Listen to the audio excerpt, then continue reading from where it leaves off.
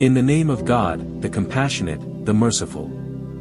I am writing this letter to the young people whose awakened conscience has moved them to defend the oppressed women and children of Gaza. Dear university students in the United States of America, this message is an expression of our empathy and solidarity with you. As the page of history is turning, you are standing on the right side of it.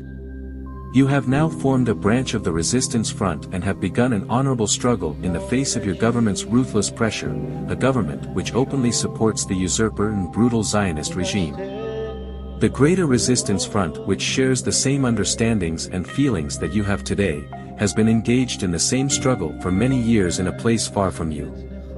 The goal of this struggle is to put an end to the blatant oppression that the brutal Zionist terrorist network has inflicted on the Palestinian nation for many years.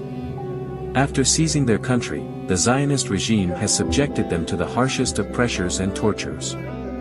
The apartheid Zionist regime's genocide today is the continuation of extreme oppressive behavior which has been going on for decades.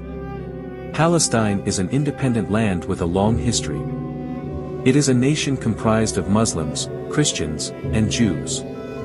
After the World War, the capitalist Zionist network gradually imported several thousand terrorists into this land with the help of the British government. These terrorists attacked cities and villages, murdered tens of thousands of people and pushed out multitudes into neighboring countries. They seized their homes, businesses and farmlands, formed a government in the usurped land of Palestine and called it Israel.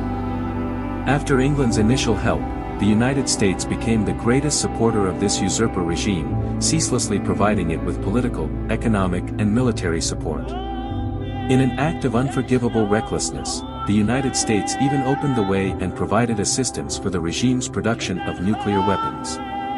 The Zionist regime used an iron fist policy against the defenseless people of Palestine from the very beginning and has, day by day, intensified its brutality, terror and repression in complete disregard of all moral, human and religious values.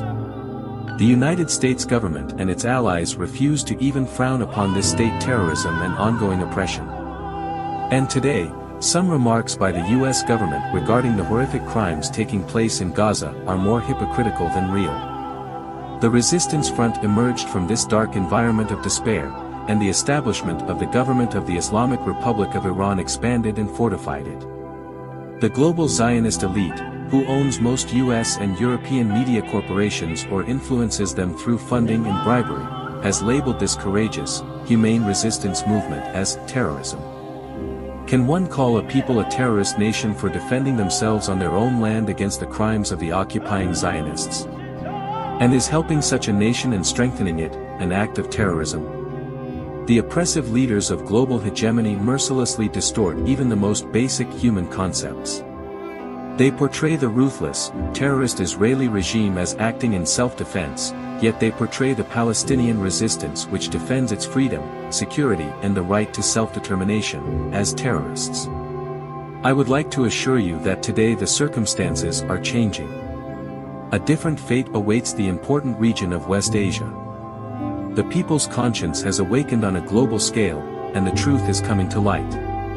Moreover, the resistance front has grown in strength and will become even stronger.